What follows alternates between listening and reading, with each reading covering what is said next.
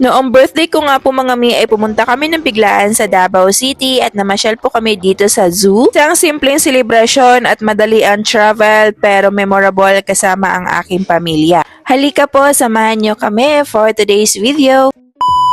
Bago po ang birthday ko at ang ganap namin na yan sa Davao, ay nauna na po kami pumunta muna dito sa beach para makababad nga po kahit papaano, especially po itong mga bata dahil po yung mga ubo at saka yung mga lagnat nila ay hindi halos nawawala. Nagstay lang din po kami dito ng ilang oras from morning po hanggang hapon at umuwi na kami. After po niyan mga mi, kinabukasan ay birthday nga po ng nanay ko, August 16, and ang sabi ko sa kanila na sa bahay na lang po namin i-celebrate yung mga birthday nila kasama po yung mga kapatid ko at yung buo nilang pamilya. Sa buwan nga po na August mga mi ay sobrang dami naming magbe-birthday dito sa member ng family namin. Kaya naman pinagsama-sama ko na lahat para isahang gastos at syempre isahang ligpit, charis. Nag-order lang po ako dito ng 2 cake mga mi sa Goldilocks. Wala naman po masyado kaming handa, ganyan lamang po siya kasi kami-kami lang din po naman yung kakain. Mga prutas, buko salad, may kinilaw, ayan.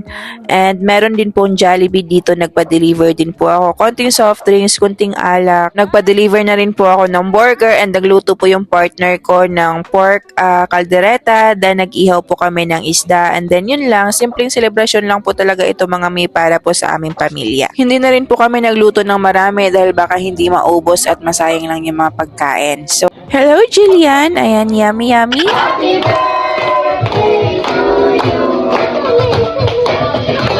Bago nga po ang kainan ay syempre nga po kakantahan muna natin yung merong birthday. So kinantahan lang muna namin si mama at yung mga kapatid ko na meron pang birthday. Tapos nag-wish siya sa cake niya. After that po ay nag-blow the candle na po siya. Nahirapan pa nga po kaming hanapin yung lighter para po panindi sa kandila po para sa cake niya.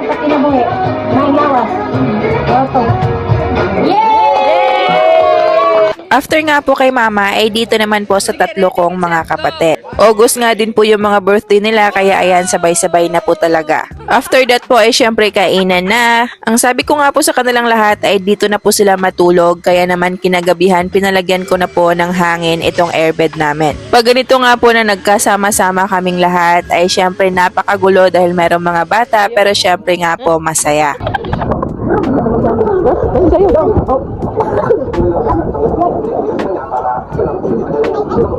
August 24 nga po mga mi ay umalis na po kami dito sa bahay para bumiyahe po papuntang Davao. Literal na travel talaga to mga mi dahil ang haba po ng binyahe namin makapunta lang ng Davao. Ewan ko ba bigla kong naisipang pumasyal dito sa Davao kaya naman agad-agad ay nag-impake na kami ng mabilisan. Yung biyahe nga po namin is from Pagadian City to Cagayan de Oro and from Cagayan de Oro hanggang Davao. Yes po, mas pinili po talaga naming dumaan sa Cagayan de Oro kaysa naman po sa Cotabato. And para sa akin, okay lang na bumiyahe ng matagal at napakalayo basta safety lang po yung mga dinadaanan namin. Bago nga po kami pumuntang Davao mga mi ay nag-message na po muna ako sa Davao Crocodile Park and Zoo kung meron po bang malapit lang na hotel. And yes nga po, na-recommend nila itong Soto Grande Hotel na 2 minutes lang kung lalakarin nyo papuntang Crocodile Park and Zoo. Syempre nga po, after po ng mahabang biyahe ay kailangan po namin ng pahinga kaya naman po ay nag-check-in po muna kami dito sa Soto Grande Hotel. Finally nga po mga mi ay nandito na kami sa aming room. Yung oras nga po ng check-in namin dito ay almost 11 AM na po and overnight po yung kinuha namin. Nagpahinga lang po kami dito mga mi ng ilang sandali, umidlip at nag-ipon po ng lakas para sa pamamasyal mamaya-maya.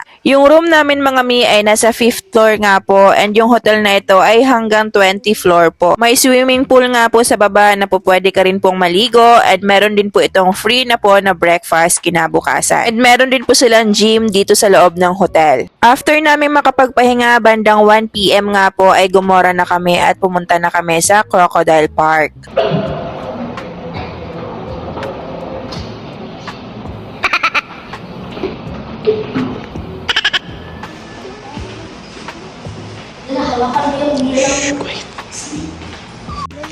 Hi guys! Hi! At tumiog kuan, Crocodile Park. Diri sa Davao.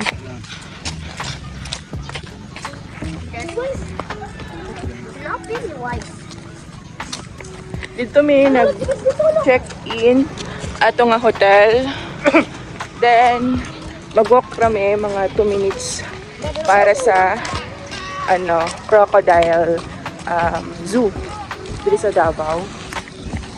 Andito na nga po kami sa Davao Crocodile Park and Zoo. Syempre picture-picture muna para sa memories. Medyo may kamahalan nga po yung entrance fee nila dito mga mi, pero as you can see naman po ay marami pa rin po mga tao ang pumupunta. Nakapila lang po kami dito ng ilang minuto mga mi, and yung nabayaran ko po ay 1,800 pesos sa apat na po. 2 adults and 2 kids. Para din po doon sa nagbabalak pumunta dito para may idea din po kayo. After magbayad mga mi, sa may entrance nga po ay ito po yung bubungad sa atin. Free ka na nga pong libutin ang buong zoo mga mi, basta wag na wag nyo lang pong bigyan ng pagkain yung mga animals dito. And wag kayong mag-alala kung nagbabalak man kayong pumasyal dito ay safety naman po yung zoo, katulad po nitong mga crocodile. Oh, dito ang laki oh.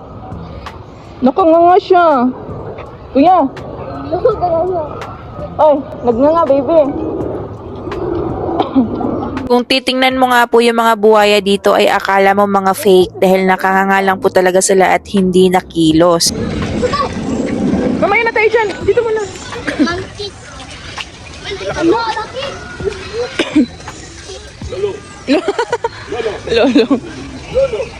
Sa part naman na to mga mi ay meron pong isang tiger. Madami po yan sila pero ngayon po ay isa lamang po ang lumabas sa cage nila. Ito nga po sa kinatatayuan namin kung saan ako kumukuha ng video ay sobrang daming tiger po sa ilalim at nakakatakot nga po kasi nakita po namin kung ano po yung mga kinakain nila. Mga hita po ng baboy, buong manok, ganon.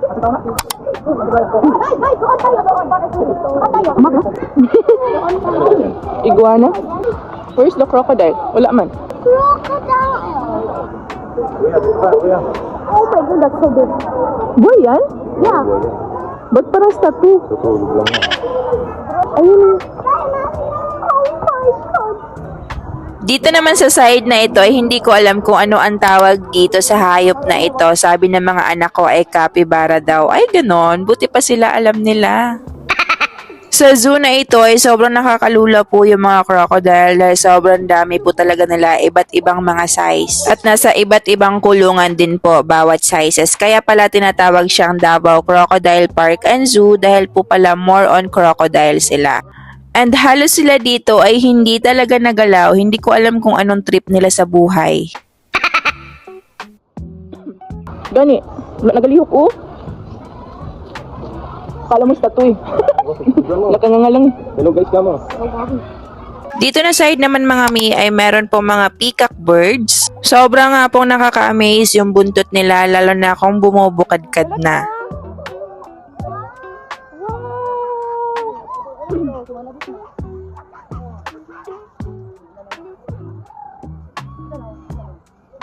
Wow! Bumukadkad. Parang evil eye.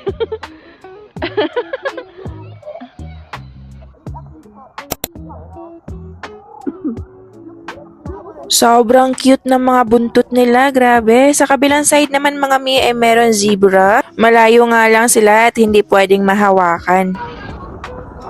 That's zebra. That's my name, Zoe. Kalbin ka, baby. Makuryente ka. Eh paano pag ano, yung zebra yung mag-ano dyan? And dito naman na side ay meron yung ahas. Hindi ko alam kung ano po yung pangalan ng ahas na ito pero ang sabi nila ay mabait daw po siya. Yan yung hahawakan natin. And dito naman banda mga mi ay mga goldfish po na sobrang cute. Akala nila pagkain. Mas naman dili. Kaluksok. Sakit dili.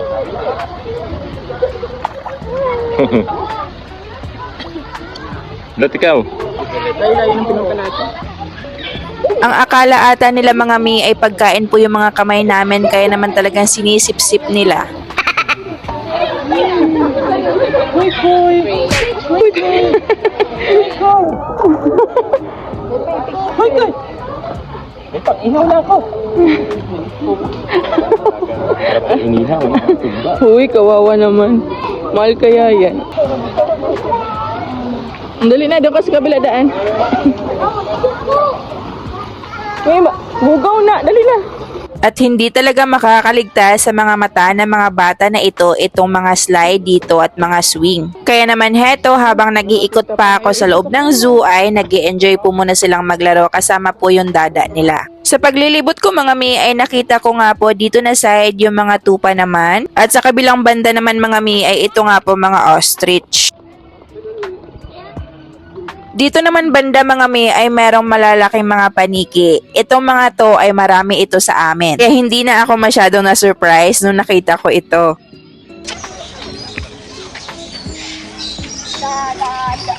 The orange black is real.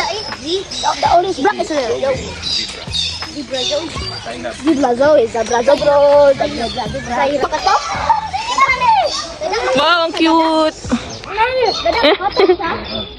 Joey! Joey!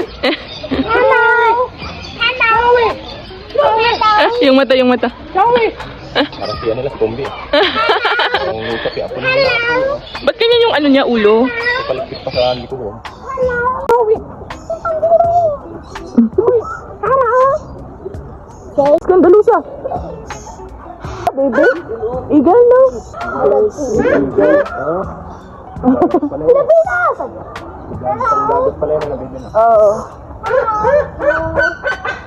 Skandalusa. They can hurt people? No? Hello!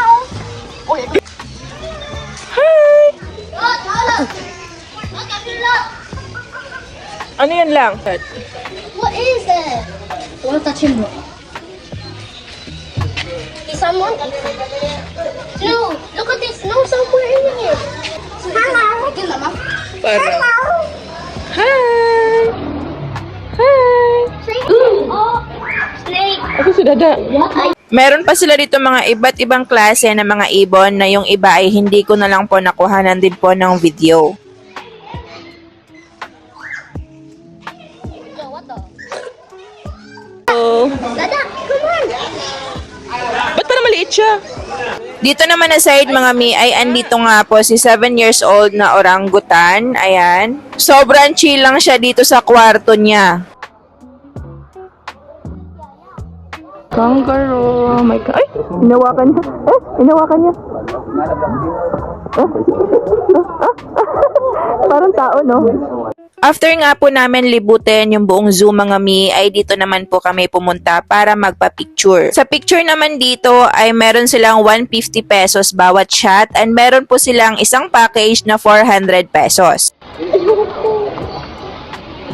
Kita big sino kasama mo kami mag-isa mo. Bali yung kinuha namin ay package na mga mi na 400 pesos. And sila na nga po yung bahala sa mga pictures. 2 kuha dito and 2 kuha din po doon sa may ahas. Yung package nga po na ito na 400 pesos ay meron na po silang kasamang picture magnet po para sa ref natin. Itong si Kuya Zak nga po namin ay game na game talaga sa lahat ng bagay, pero itong si Zoe namin ay napaka matatakutin. Bali ito nga po yung kuha nila sa may ahas na picture and ito naman po yung sa lahatan kami. And ito naman po yung sa amin na kasama yung eagle and sa mga bata. After nga po namin dyan mamasyal sa Crocodile Park and Zoo mga mi ay dumiretso na po kami sa may SM Davao. Itong Davao City nga po mga mi ay hindi na po ito bago sa akin dahil dito po ako galing dati. Yun nga lang sa mga panahon na yon ay hindi po pasyal ang pinunta namin dito kundi para maghanap ng trabaho. At kung ikukumpara ko man po yung buhay ko dati at buhay ko ngayon ay medyo malayo na po talaga sa dating ako. Nakakatuwang isipin at the same time po ay nakakaiyak dahil kahit papaano ay umuusad tayo. Kung dati nga po ay pumupunta ako sa iba't ibang lugar para maghanap ng trabaho, ngayon ay para mamasyal na kasama yung aking pamilya. Dito nga po sa SM ay huminto kami dito sa may flower shop dahil pala bibili yung partner ko ng bulaklak para po sa birthday ko. At talaga namang nakakatuwang pagmasdan itong mga anak ko dahil talagang tinutulungan nila si dada nilang pumili ng bulaklak para sa akin. And sabi pa ni Zoe namin na i-video daw niya kami habang binibigyan ako ng bulaklak ng dada nila. Birthday. After nga po niyan ay kumain na po kami mga mi at dito nga po namin napiling kumain sa may Kabalan Restaurant. Unli buffet nga po dito mga mi sa halagang 500 pesos. Pero ako nga po ay libre dahil birthday ko. O diba, may palibre pa pala sila sa akin. Buti na lang at dito namin napiling kumain. Hinanapan lang po ako ng ID, katunayan po na birthday ko po talaga sa petsa na yan. At ayan nga sila, sobrang busy-busy nang kumuha ng mga pagkain na gusto nila. At kayo tatlo lang.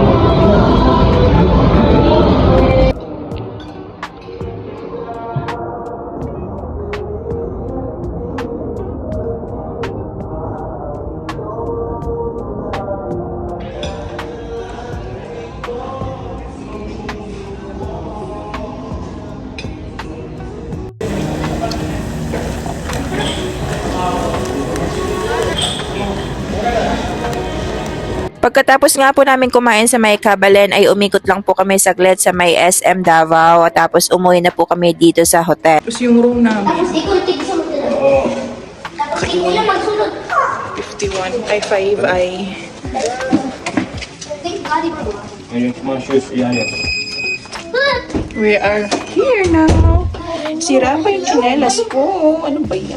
Nakakatawa nga po at kung kailan kami nakarating ng hotel, saka naman nasira yung aking tsinelas na suot-suot. So pagdating nga po namin dito sa hotel ay nagpapahinga na kami dahil bukas naman po ay another gala pa. Dito po kasi sa baba ng hotel mga mi ay sobrang lawak po ng paligid. Para siyang plaza na sobrang laki. May mga playground and sobrang tao dito na namamasyal po every morning at kahit gabi. Sobrang lawak nga po at sobrang linis. Sa time na to mga mi ay mamimili nga po kami ng bago kong tsinelas dahil nasira talaga yung tsinelas ko kagabi palakad-lakad namin. At ang tsinelas nga po na suot ko this time ay tsinelas po ng hotel. Isasabay na rin po namin mamili ng mga pasalubong dahil mamayang gabi ay uwian na po namin. Kung kayo nga din po ay nagbabalak po mag-staycation dito sa Davao o di kaya gusto nyong mamasyal dito sa Crocodile Park and Zoo, sobrang highly recommended po namin itong si Soto Grande Hotel na pagstayan nyo dahil sobrang ganda na nga po ng hotel and sobrang babait po ng mga staff. Sa second floor naman ng hotel ay meron po silang restaurant at meron din po silang unli buffet dito minsan. Nakakailang nga lang dahil sa tingin namin yung mga kasama namin ditong kumakain ay ang mga yayaman.